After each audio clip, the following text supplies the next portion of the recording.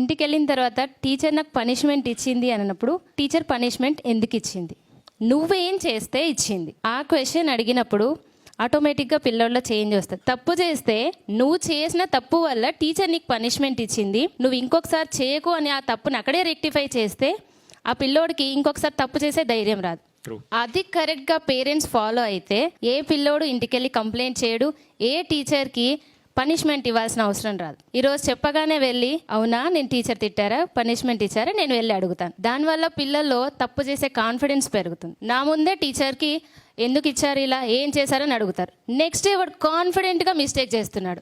అప్పుడు మళ్ళీ మీరు ఒకవేళ కారిడార్ లో నడుస్తుంటే వీడు పక్కన ఫ్రెండ్స్ కి వెళ్ళి రే ఈ టీచర్ మా నాన్న అడిగేసింది, ఈ టీచర్ మా నాన్నకి అడిగేసింది. పేరెంట్స్ కి మినిమం రెస్పెక్ట్ అనేది తెలియట్లేదు. ఒక టీచర్ కి ఎలాంటి రెస్పెక్ట్ ఇవ్వాలి వాళ్ళకే తెలియకపోతే వాళ్ళు పిల్లలకి ఏం నేర్పిస్తున్నారు. మేము అన్ని మినిమం వాల్యూస్ అన్ని మేము నేర్పిస్తున్నాం, మోరల్ వాల్యూస్ నేర్పిస్తున్నాం. పేరెంట్స్కి ఎలాంటి వాల్యూ ఇవ్వాలి, టీచర్కి ఎలాంటి వాల్యూస్ ఇవ్వాలి, ఫ్రెండ్స్తో ఎలా ఉండాలి అన్నీ మేము నేర్పిస్తున్నాం. కానీ ఇంటికి వెళ్ళిన తర్వాత ఆ పేరెంట్సే ఒక ఇర్రెస్పెక్టివ్గా టీచర్ గురించి మాట్లాడితే పిల్లోడు వాళ్ళ నుంచి ఏం నేర్చుకుంటాడు? నేర్చుకోవడానికి ఏమీ లేదు. వాడికే తెలుసు మా టీచర్తో నేను ఎలాగైనా మాట్లాడవచ్చు, నేను ఏమైనా చేయొచ్చు, క్లాస్లో కూడా నేను ఏమైనా చేయొచ్చు. ఆ కాన్ఫిడెంట్ వల్లనే ఈ మిస్టేక్స్ అన్నీ జరుగుతున్నాయి. ఈ మిస్టేక్స్ని రెక్టిఫై చేయాలంటే ఖచ్చితంగా ఫస్ట్ పేరెంట్స్లో మార్పు రావాలి.